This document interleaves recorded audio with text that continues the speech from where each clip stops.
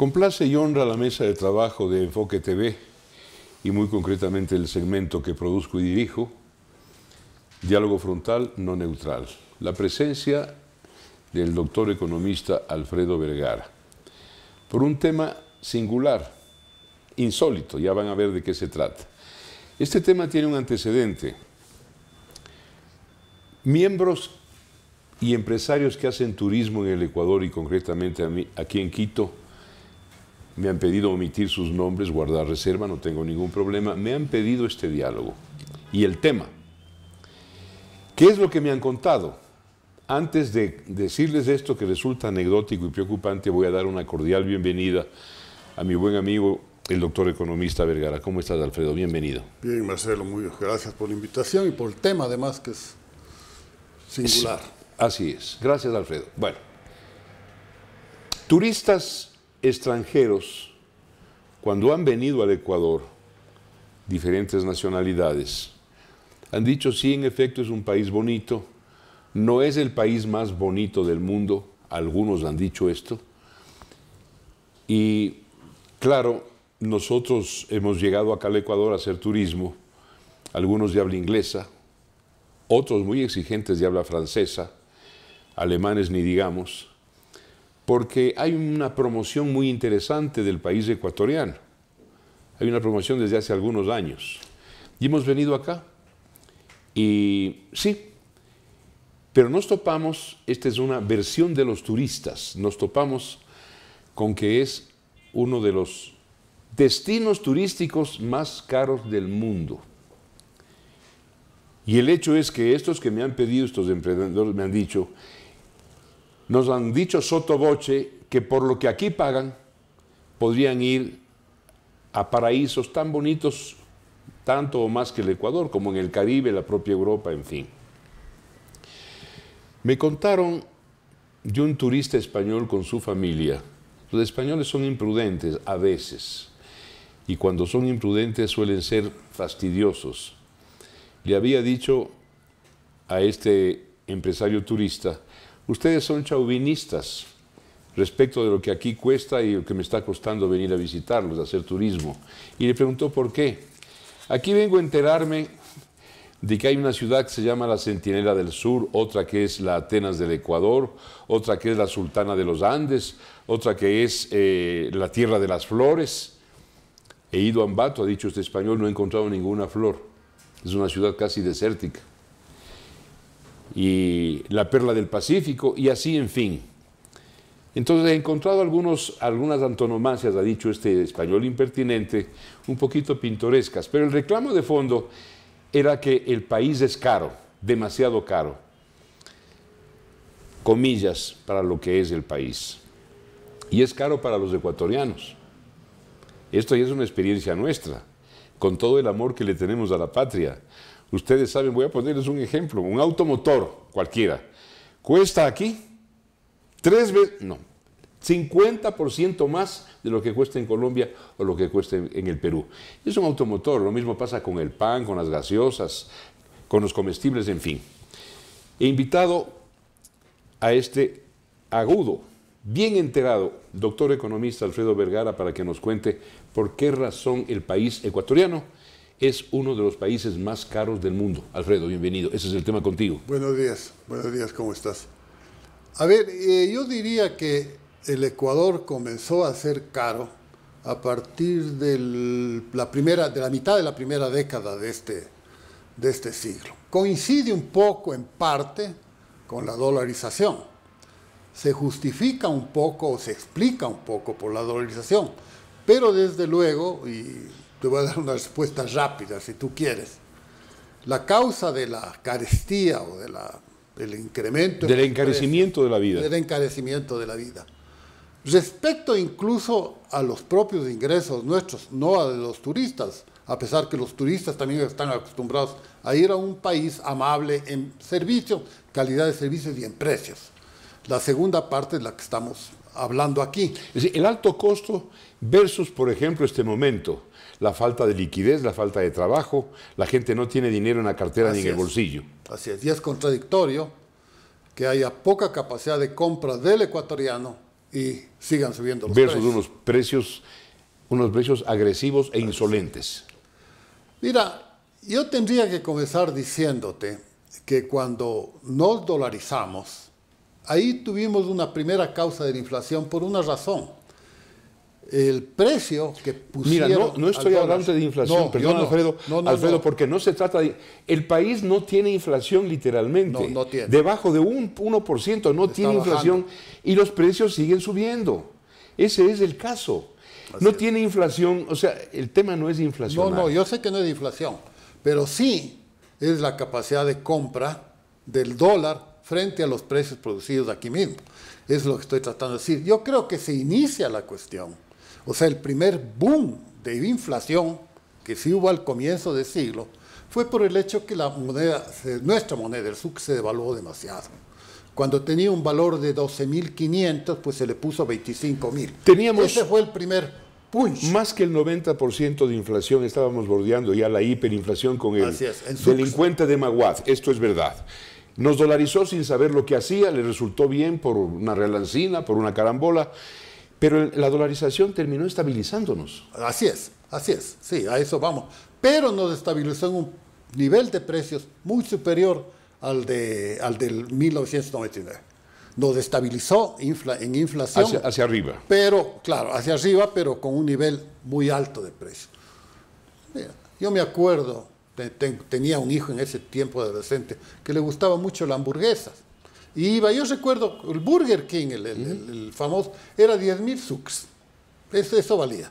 10.000 sucs en diciembre de 1999. Aquí en una que pusieron acá, cerca, aquí en esta calle. Y cuando nos dolarizamos, pues de repente al mes ya no valía 10.000 sucres en sucres, sino nos valía 45.000 sucres. 45.000 sucres. Porque estaba $2 y 10 centavos. Más o menos $2 y algo más. Exactamente. La hamburguesa. Exactamente, la hamburguesa. Entonces, a eso es lo que yo me refiero, que la causa primogénita del levantamiento, para no usar la palabra inflación, y en eso tienes razón, porque inflación significa un incremento continuo. Una escalada de precios. Esto fue de golpe. Prácticamente se duplicaron o se triplicaron los precios. Esa fue la primera. La segunda cuestión, y ahí ya yo le digo, resistió eso, pero entró ya el gobierno. Mira, el gobierno siempre tiene que ver con este tipo de cosas. Fundamentalmente. Comenzó a poner, para tratar de obtener dinero, comenzó a tratar de subir impuestos. ¿Puedo hacerte a crear impuestos un alto, Alfredo? A ver. Si estoy equivocado, tú me dirás.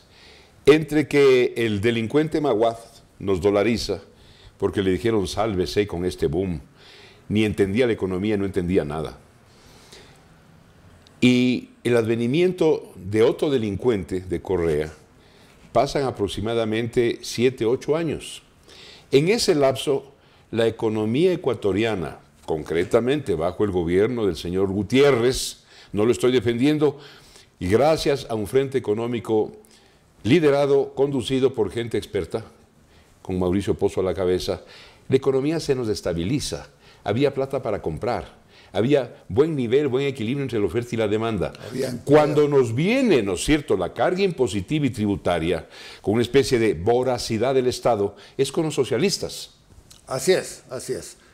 En esos tiempos, bueno, Gutiérrez estuvo en el gobierno del centro, pero hubieron 5 gobiernos ahí, comenzando con Gustavo Noboa, posteriormente pero la política económica fue uniforme.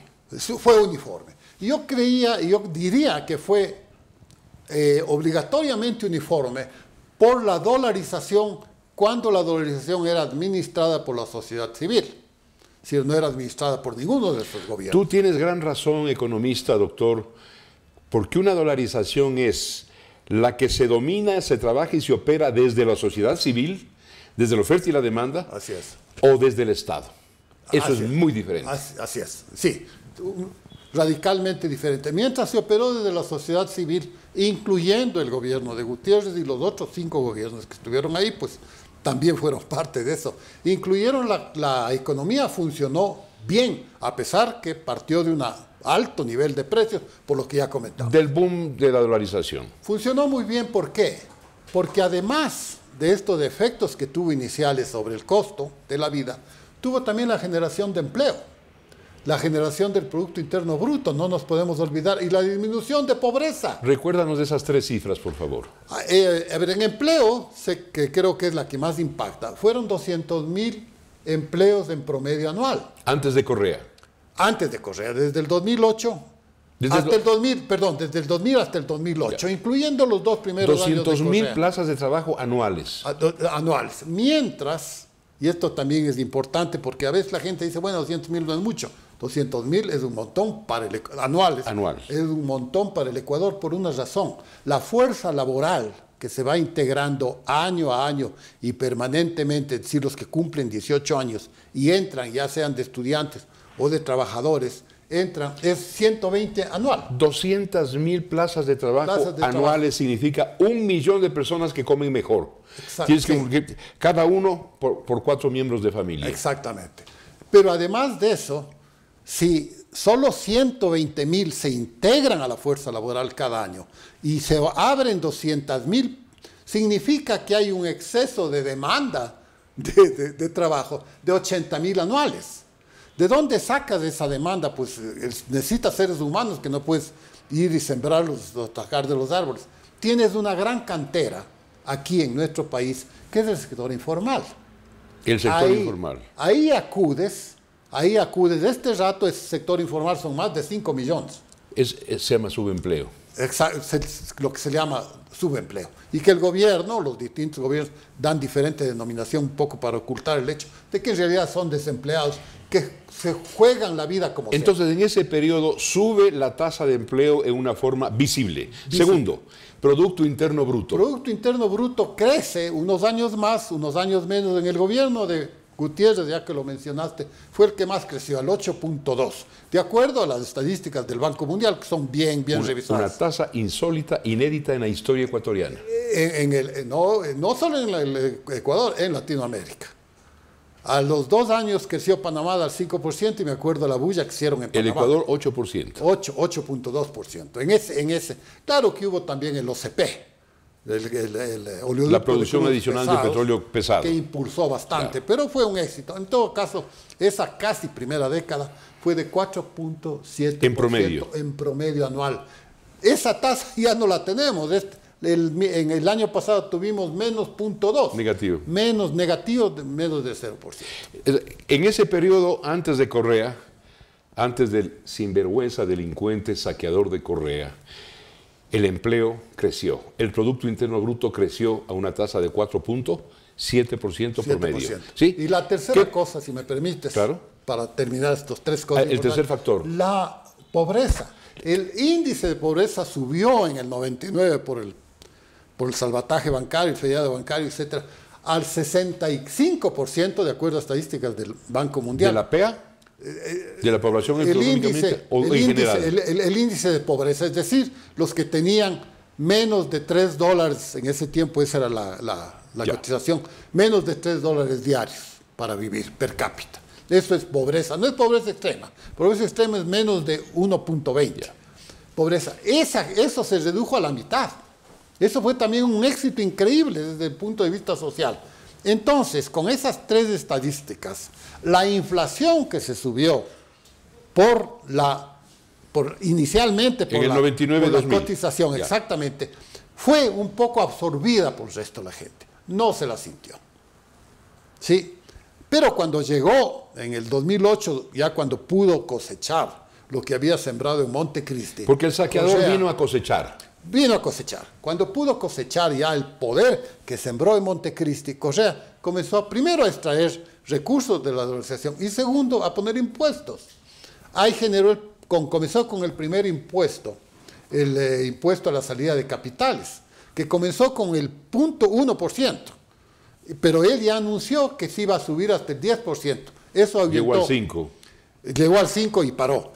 Pero el anuncio del 10%, o aunque hubiera sido 5%... Disparó la especulación. Disparó la especulación y disparó un poco este proceso que se sintió brutalmente en el incremento de la inflación hasta el 2015. Doctor economista Alfredo Vergara, muy bien que explique estos antecedentes en una forma didáctica que todos podamos entender. Vamos a hacer un paréntesis, un detenimiento en este momento. Volvemos enseguida para concretar ya la pregunta que no me la hago yo la siento y la sufro, que han hecho los turistas, porque hay un país turístico, que el turismo, que la industria del futuro, con un país tan caro como el Japón, o con ciudades ecuatorianas tan caras como Londres. Volvemos enseguida, no se vayan.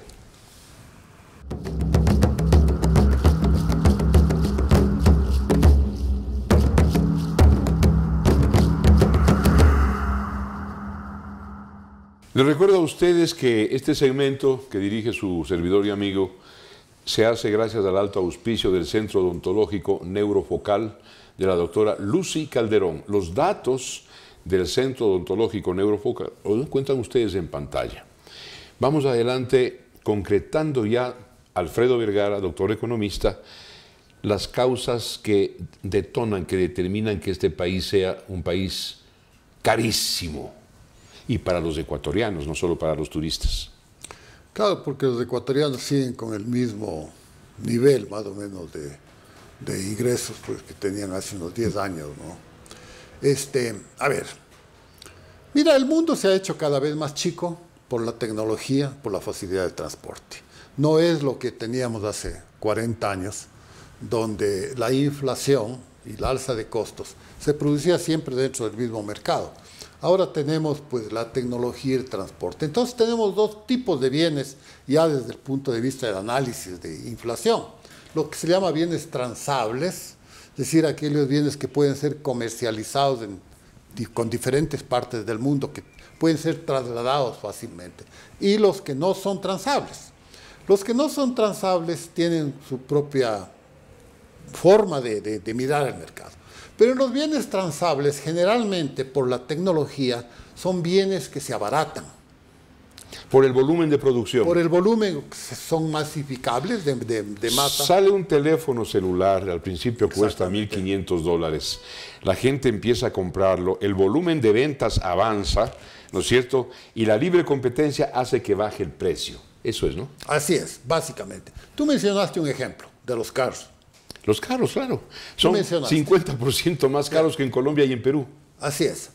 Ese tipo de productos, los carros y también la tecnología, los teléfonos celulares, todo lo que tiene que ver con computadoras, comunicación, computadora, se han abaratado totalmente por dos razones. Primero, el avance lógico de la tecnología, que comienzan a producir los mismos efectos o los mismos instrumentos, cualquiera que sean, con mayor calidad y con menos materia prima. Es decir, la bendición de la libre competencia. La libertad.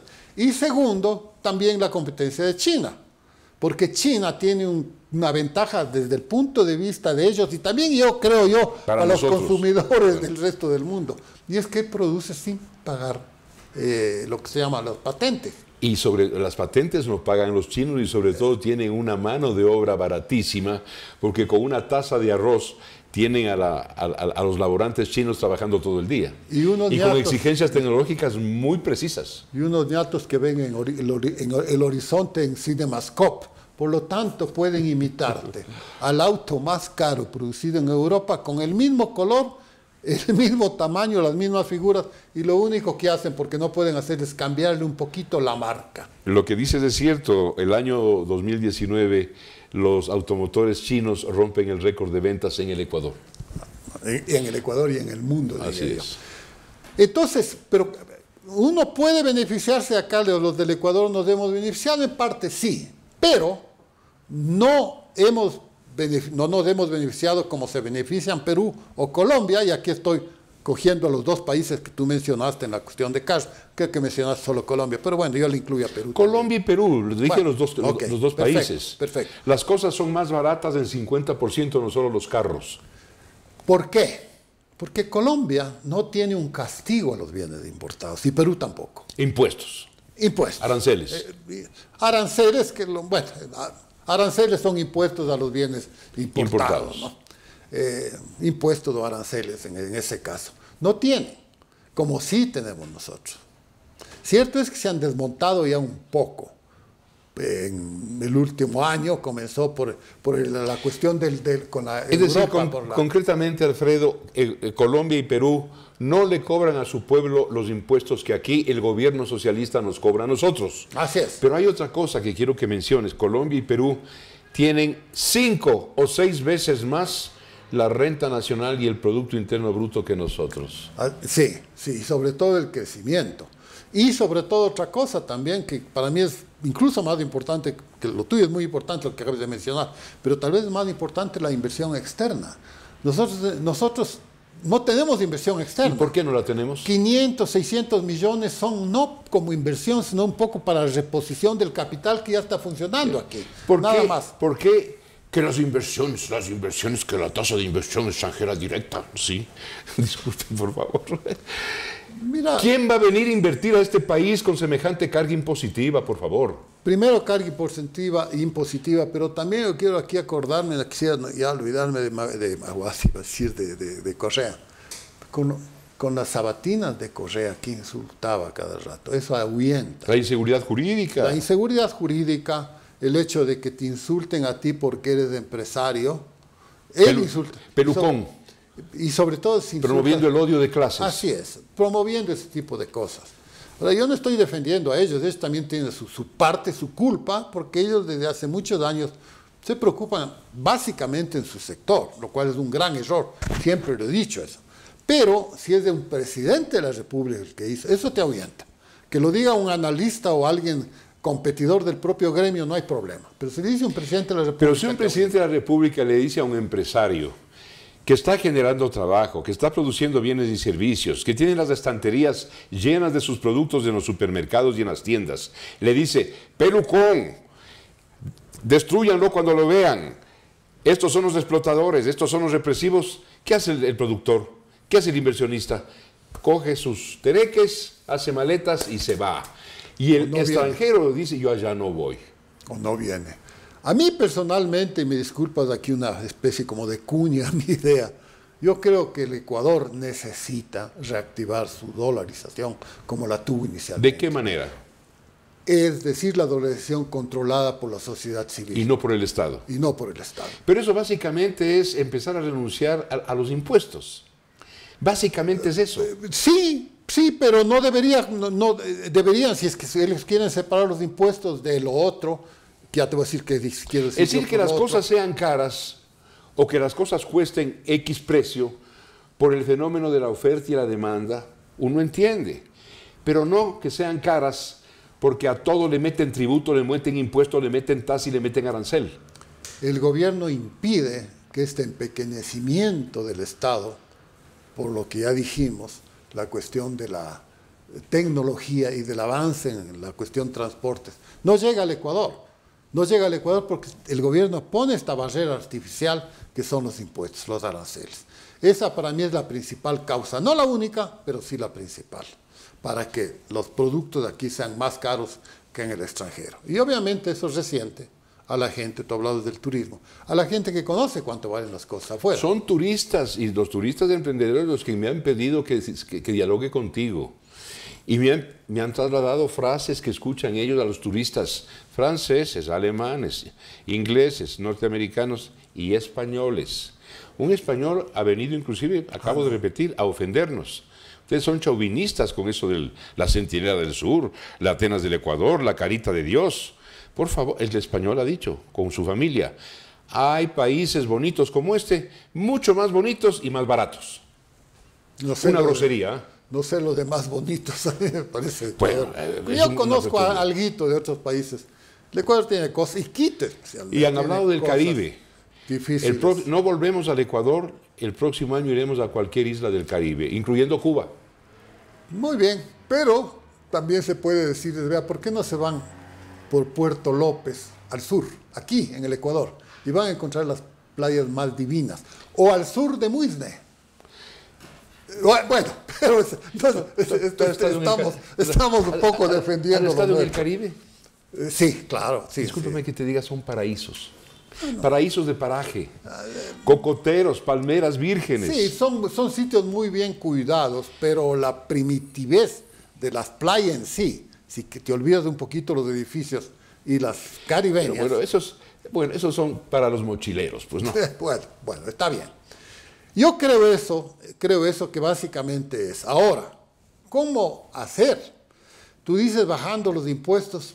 Sí, los impuestos al comercio, porque los otros... Hablemos del comercio. ¿Por qué el comercio se ha convertido en un detonante del encarecimiento de la vida en el Ecuador? Mira, porque si tú le pones a cualquier producto que tiene que pagar un 20 o 30% más de precio, le mata a ese producto. Fíjate, por ejemplo, tú vas a los Estados Unidos, di tú un Nike, unos de trotar, o una ropa de deporte, valen un 20-30% menos acá que lo que vale aquí. La gente que tiene dinero va a Miami a comprar más barato que en el Ecuador. Así es, así es. Y quiero yo decirte una cosa, a veces esa ropa o esos no son chinos, sin que yo tenga nada que contra los chinos, pero los chinos todavía tienen un poquito de abaratamiento en la materia prima. Muchos de esos productos no son hechos en China, sino en la India o en otros países, en Pakistán, que utilizan mejor materia prima. Y sin embargo son más baratos que los nuestros. Y aquí la mayoría son chinos, pero son chinos con impuestos puestos aquí. Esa es básicamente la diferencia en cuestiones. Te hablo de ropa, ¿no? Cuando hablas de la mano de obra barata, acabas de mencionar o citar implícitamente el tema de la falta de flexibilización laboral en el Ecuador. Así es. Que es una lucha en la que viene emprendiendo la sociedad civil, el gobierno actual inclusive, ciertos sectores de la legislatura, el empresariado y la masa social, la sociedad civil que quiere trabajar en algo, porque no tienen dónde trabajar y tienen los bolsillos y las carteras vacías, Alfredo. Pero yo sobre eso alguna vez a un diputado, un grupito que habían armado ahí, me invitó. Le dije, el único consejo que puedo dar de lo que yo sé es que dividan en dos la ley. Una para los que ya trabajan. Ahí se mete con el FUT, con todos los sindicatos que ustedes quieran. Discutan. Mantengan las guardas para los que ya trabajan. Exactamente. Pero flexibilicen para los que no tienen, están muriendo de hambre. Y hagan una nueva para los que no están trabajando. Una ley paralela. Una paralela, para los que no están trabajando. Muy sabio. Y no han hecho caso porque dicen que eso sería discriminante.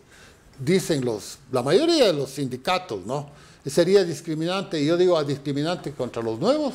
No dice discriminante contra nosotros. Digo, pero ¿por qué va a ser discriminante contra ustedes? Mucho respeto para el trabajador y al obrero. Sus dirigentes, algunos de ellos al menos, los que conducen estas políticas o los que amenazan, son una masa de estultos. La estulticia es un eufemismo, una palabra bonita que denota la estupidez. ¿Discriminación? No es discriminación en este momento mantener el 65% de desempleo y subempleo. ¿No es eso una discriminación criminal? ¿Eso no les preocupa? Yo entendí que ellos decían que es discriminación porque si divides en dos la cosa, a ellos les vas a poner con una ley difícil y a los otros con una ley fácil. Entonces están rompiendo, dice uno de los principios generales de la ley, que es la generalidad. Entonces, disculpen, no, yo hablo como hablo, aquí vengo a engolar la voz. Cuando estoy en mi casa, con mis hijos, con mis amigos, hablo como hablaba yo en la tola, como me acaban de escuchar. Así que no estoy remedando, sino a mí mismo. Entonces dicen, de lo que yo les entiendo, que es discriminante porque los nuevos empleados tuvieran una mayor flexibilidad y obviamente el empresario va a preferir tratar con ellos y no con los antiguos. Por lo tanto, los antiguos se van a quedar sin mucha demanda de su trabajo y eso ya no les permite seguir pidiendo nuevas canonjías. ¿Y tú qué dices a eso, que pareciera tener razón? A mí me parece un absurdo total. Primero porque es reconocer que ellos se benefician de la carestía de trabajo. Es clarísimo está reconocer que está bien para ellos el hecho que haya la mitad de desempleados. O sea que la pobreza le subvenciona a estos sindicalistas. Exactamente. Siempre y cuando, es más o menos, mira, no sé tú qué piensas de eso, pero más o menos lo que sucede con los taxistas y la plataforma de Uber o Cabify, creo que es la otra. Más o menos lo mismo. Ellos dicen, los taxistas dicen que están en contra de ellos porque les permiten que los otros sean más flexibles y sean más baratos. Y den un mejor servicio. Además, servicio de calidad. Como dan servicio de calidad, claro, la gente prefiere irse allá. ¿A quién perjudica eso? A los antiguos. Eso es lo que llaman ellos discriminación. Buen ejemplo, buen ejemplo. En todo caso, la conclusión es de que nadie o casi nadie hace nada por un hecho que nos tiene trabados en reto a los ecuatorianos en lo económico. El Ecuador, Quito, Guayaquil, Cuenca, Ambato, cualquiera de nuestras ciudades, tienen un costo de vida, un nivel de costo de los precios de los productos y de los servicios tan grande como tienen países carísimos en el mundo. He mencionado Inglaterra, he mencionado el Japón y alguno más. Eso no se compadece, según han dicho estos turistas, algunos de ellos bastante groseros. Este país es muy caro para lo que es. Qué grosería, ¿no? Alfredo, quiero que despidas tú este diálogo. A ver, saliendo un poquito, yo creo que la manera de bajar los costos, subir el empleo e incluso subir también la remuneración a todo trabajador y también la ganancia, créeme, la ganancia por los empresarios también, es si es que nosotros volvemos a la dolarización administrada por la sociedad civil. Y volver es muy fácil, exclusivamente es tener la buena predisposición del gobierno, cualquiera que este venga, y que nos diga, ok, yo voy a vivir con los impuestos que me van a generar los nuevos trabajadores que por la dolarización de la sociedad civil se generan en el país. Para eso necesitas una implosión, una reducción racional, necesaria e indispensable del tamaño del Estado. Así es. Así es. Gracias, Alfredo, doctor economista. A ustedes 1.000.000 de gracias.